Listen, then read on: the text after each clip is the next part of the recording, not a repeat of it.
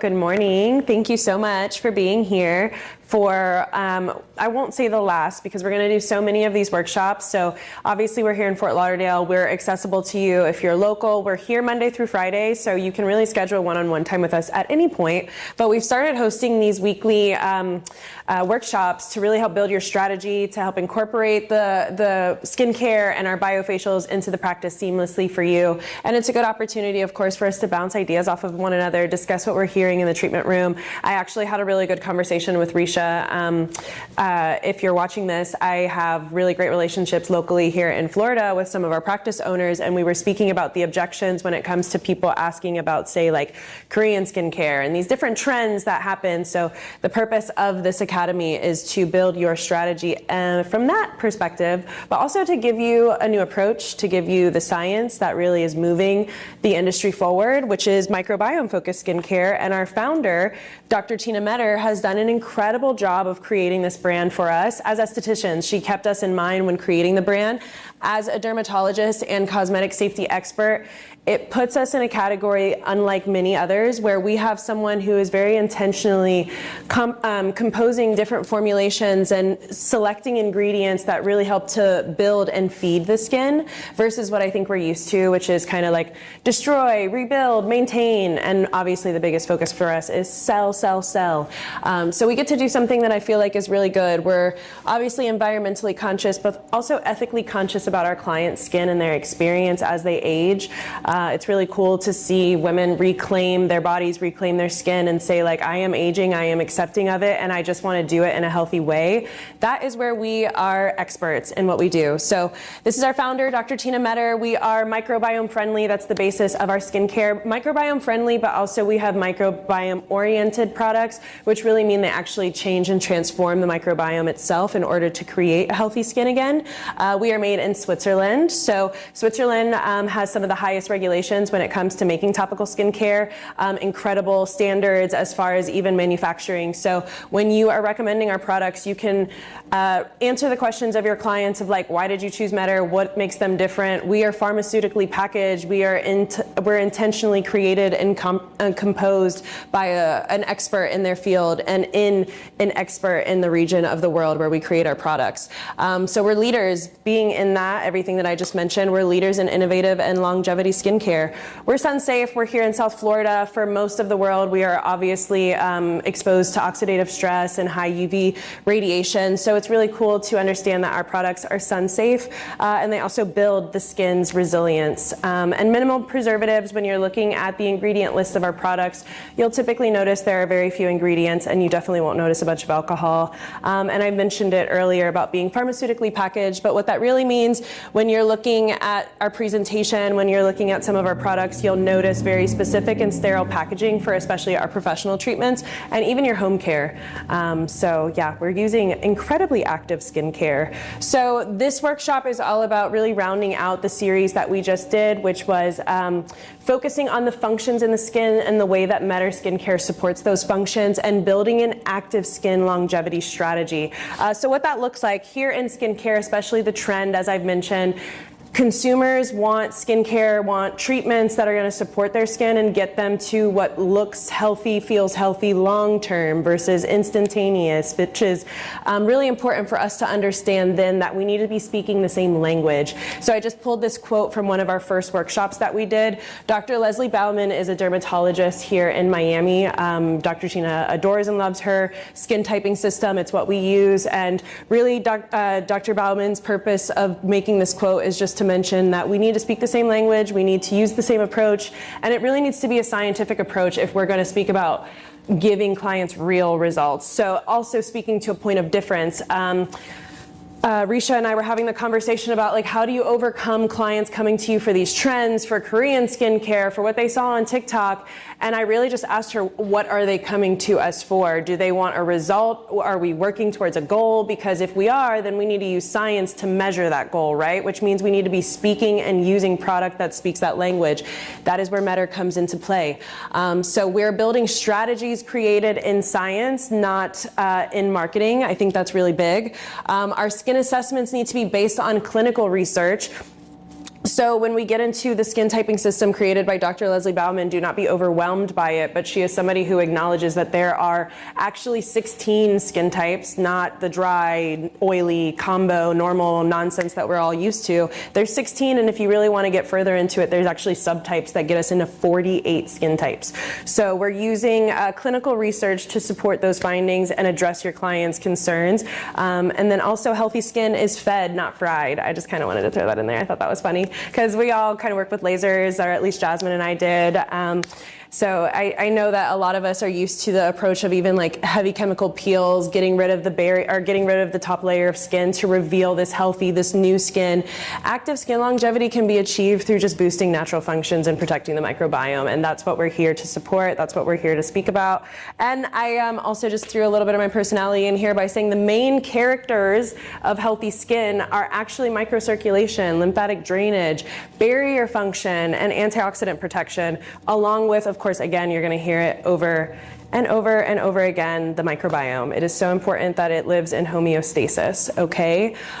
When your clients are asking you, what does a holistic approach look like then? Holistic does not mean organic. Holistic means that we're considering all of the functions that incorporate to what their goal is. So if your goal is glass skin, then of course I need you to have healthy circulation in your skin. I need you to have your biological exfoliation managed and optimized. I need you to have, of course, enough water in your skin, enough oil in your skin. All of these things are attributed to healthy functions, not just one thing, and especially not just organic ingredients. Holistic skincare has changed, of course, so we kind of had a different approach a few years ago before microbiome science became relevant. It's important to know for your clients, they've heard the term microbiome, but the science supporting what we're doing is still very new. It's like 20 years old, what we have and what we understand, and we're still learning it. So it's important to understand also that means that the holistic approach then is going to change. The modalities can include regenerative procedures. So of course, when you have real injuries, when you have a real need to use invasive procedures like lasers, like medical chemical peels, there's a need for it, we understand it, but it's usually short-term, not necessarily a long-term strategy. And then of course it includes energy-based devices like what we use in our treatment room and our BioFacials. So that's going to include LED light therapy, infrared therapy, microcurrent, ultrasound, and BMS. So for those of you that remember, BMS is our newest modality that we're adding into our treatments, biomechanical stimulation. So it's deep vibration that relaxes the muscle that cannot be relaxed even from topical massage and application of microcurrent. And then, of course, our MEDER strategy is going to include microbiome management. So let's get into the tools that we use. You are more than welcome to scan this QR code. Please tell me if it's not working, because it is a QR code from a few weeks ago. But this is the Leslie Bauman skin typing system. If you take that quiz, it's about 5 to 7 minutes. Ideally, to save yourself some time, when you have a client, a new client, of course, and they're looking to start they're looking to come to you for a real result and a change. No, it's not working. Okay, it's okay. We'll do it together at the end, and I'll pull the screen back up and make a new QR code for you guys to scan, which is good. I don't want y'all getting distracted anyway. But when you scan this and get your client to do it before they come to you, it allows them, number one, to see a little bit of the basis of what you're using, so they get used to the questionnaire, they understand, okay, I am this skin type, what's our strategy? That takes the weight off of you having to do a lot of work and a lot of questions that are pretty redundant. So it's scientifically validated, it is self-administered, but it gives you very specific directions and instructions on which ingredients to avoid. So it gives them this information. So they now know when they're going into the store, when they're buying products from freaking TikTok shop, if they at least get the understanding that their skin type needs to avoid salicylic acid like the plague, it's good information for them. It's a great source for them to understand what benefits their skin and what doesn't. Of course, your skin type is going to change with factors like age, with stress, with your hormones. We're one of the few brands that absolutely takes into consideration of menopause and pre and postmenopausal changes in the body, and how also your hormones need to be stimulated in order to manage healthy skin. So again, this is something that we understand and that we optimize by using these scientific ways to measure and get your client's skin type, but then of course they need to be re-administered. So you need to ask them to probably do this again within like 6 months to a year based on any lifestyle changes that you know that they may have made. And as you can see, so you've got your 16 types there. We'll go over very quickly. I'm not gonna do like too much of a deep dive in it, but we'll go over very quickly what you're looking at here because these are your skin types. So if you start asking your client to take these skin type quizzes, it's going to be very important that you understand what you're looking at here. You have first always dry or oily. That's going to be the first letter. Dry or oily is going to determine, of course, what their dehydration level is in the skin. In this skin type system, there are 4 barriers of skin health. So again, dehydration, are they dry or oily? Inflammation, is their skin resistant or is it sensitive? This is going to speak to, of course, their barrier. This is going to give you their first clue. If they have inflammation present in the skin, more than likely their barrier is compromised. This is something that we're needing to rebuild and help to optimize. Dyspigmentation, so is their skin pigmented or not? That's going to be the third letter.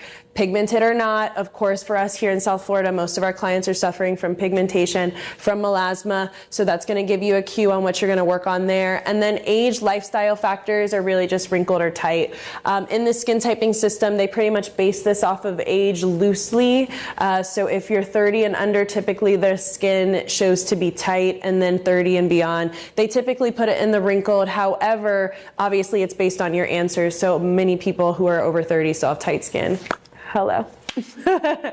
So there are 16 distinctive types, but like I said, 4 subcategories include acne, facial redness, so rosacea, skin stinging, and allergies. So something really important that I've learned even in my recent years, it's not mentioned in this presentation, but you may want to make a note of it. When you're seeing clients that have regular inflammation, small bumps, redness, or allergic reactions in the skin with no other pre-existing conditions, like there's no dryness, there's no oiliness, they're not prone to acne, they just have reoccurring inflammation, and their skin types 4 through 6 on the Fitzpatrick scale, what we understand and know about these skin types is they are severely vitamin D deficient. Vitamin D is important for your immune function and system, and you cannot topically put vitamin D in the skin. If you are looking at skin that you don't seem to be able to address the inflammation with topically, start to redirect your clients, as we always know, to go get panels, to go understand what their vitamin levels are, because as much as you can change on the surface of the skin, allergic reactions and inflammation that show up into the skin are not always a topical solution for our clients. Additional factors always, of course, that we're going to consider, again, you're going to hear me say it almost every slide, for MEDER is going to be your microbiome. So there is no letter here to represent microbiome, but for instance, dry skin, something that can help to be improved on their microbiome is the bacteria that naturally draws and keeps water in the barrier. Inflammation. Inflammation is something that we can, again, address through the microbiome by helping to restore and balance out the bacteria and the activity in the skin. Pigmentation, I could go on and on. So the microbiome is something that absolutely has to be considered. Sensitivity, the way that we're addressing and uncovering sensitivity, definitely take a picture of this slide because it's all you need. If your client is experiencing sensitivity, they're going to answer the following question. In the last 3 days, have you noticed any of the following? If they score 4 and under, technically their skin is probably normal, semi-sensitive, but 5 and above, they're absolutely experiencing sensitivity. 6 and above, they're sensitive. So this is just a really good way. This was developed by Professor Laurent Misery. This is a really great way to address, of course, whether or not the barrier is compromised and you need to start rebuilding to the sensitivity. In Dr. Laurent's research, though, it's really important because for us, we have a sensitivity treatment called Redipox, and Redipox actually works on binding pain receptors. Our treatments actually really stimulate and soothe and calm the skin to the point where you're neurologically understanding the impact of stress and how it shows up in the skin, and how we can do that by not creating more stress in the body and relieving your clients of their skin concerns. So they have dry skin. We don't need to throw a lactic acid chemical peel that could still be uncomfortable on their skin. Hence, signifying to their pain receptors, hey, by the way, let's stress you out in the process. Like, our approach has always been, I think, a little bit counterintuitive when it talks about how stress shows up in the skin and therefore we stress the skin out. Like, I don't really get it, but we're working to improve that. We're working to create solutions that don't do such a thing. Fitzpatrick scale, as you know, of course, is created by Dr. Fitzpatrick. I think it's important to know that in the consideration of this scale, it was used to address psoriasis and skin types 1 through 3, and actually skin types 4 through 6 were added much later on. So when we're speaking about skincare, a lot of people weren't even represented. A lot of people ethically weren't even considered when we were doing research. If you do the research even on vitamin A and how it came out to be practiced and used in skincare, it was unethically used, unfortunately, on people who did not give consent to be studied, and it harmed and damaged their skin. So it's important to say, with us at MEDER, we consider all skin types, we understand them, and we support them. And just understand also that your Fitzpatrick scale does not correspond directly with skincare. So know what it's used for, how it shows up, and the way that we consider it when we're talking about just different skin types and how we're recommending our products. It doesn't matter. Any of our products can be used on all skin types, but what we do understand, for instance, is that in skin types 4 through 6, a lot of inflammation exists that doesn't typically show up until it's too late. So we understand how to gauge and ask questions in order to understand clients when they have inflammation and they are a darker skin type. If you don't know what questions to ask, simply, how do you scar? How does your skin recover from a pimple? Do you typically notice PIH, which is post-inflammatory hyperpigmentation?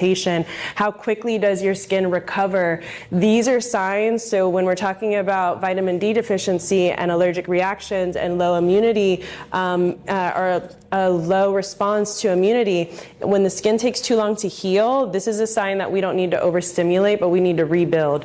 So those are kind of questions, those are questions that you can ask your darker skin types to understand inflammation and its presence in their skin. So what we're here to do in our strategy then, if we are not destroying, if we're not just recommending, I remember my strategy used to be building what we called from the mattress up. So we would really build up the dermis. We would do really invasive treatments that damaged, that targeted and synthesized collagen production. Then we'd go and say, hey, we damaged the barrier. Let's go rebuild it with the esthetician.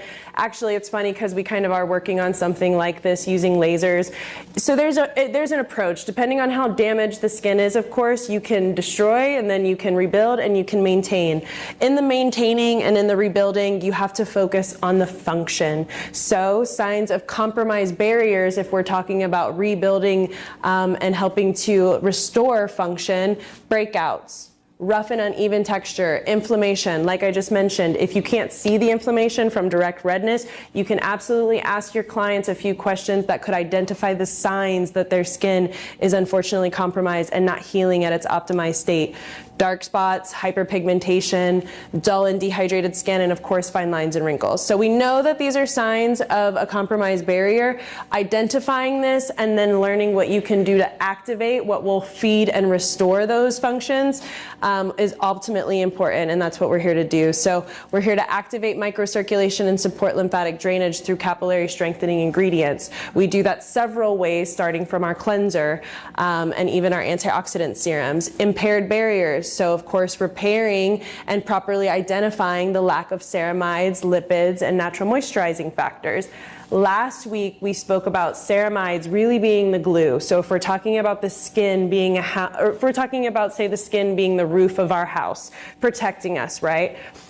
When we start to notice the leaky roofs, when we start to notice things coming in, inflammation popping up, redness, we're seeing something is happening, something is bypassing the roof and the barrier of our skin. Typically, that's a lack of balanced ceramide production. Say it's not supporting your lipid barrier function. So if you can identify what your client's deficient in, you can actually make a long-term result. And that's the goal for us, all while also, by the way, protecting by using antioxidants, not just sunscreen. When your clients, this was another topic I think about in the middle of this workshop series that we discussed, when your clients are looking for ways now to invest in their skin, they typically invest in the devices, invest in the facials, but they walk out of the room with a lack of protection, and really just helping them to understand that antioxidants are the only I want to hear about in the industry. I no longer want to hear anti-acne, anti-aging. Like, these things are present, But antioxidants, I want to hear all about it. I want you bathing in them. I want you flooding your client's skin with them. And we provide them in not just our finishing products, not just in our active concentrates. They're literally some of the first ingredients that make exposure to the skin, including even our cleanser with vitamin E. So very, very important. Because microcirculation and lymphatic drainage is something that I don't want to just like kind of buzz over. Again, I just want to kind of reiterate microcirculation, how it shows up and what it looks like in the skin. So when your arterial flow, this is going to be that red blood that's coming through the skin, when it is flowing, when it is oxygenating the skin, it is absolutely helping to produce collagen and elastin and hyaluronic acid. So as you can imagine, when it is deficient, this is typically what your clients are going to look like.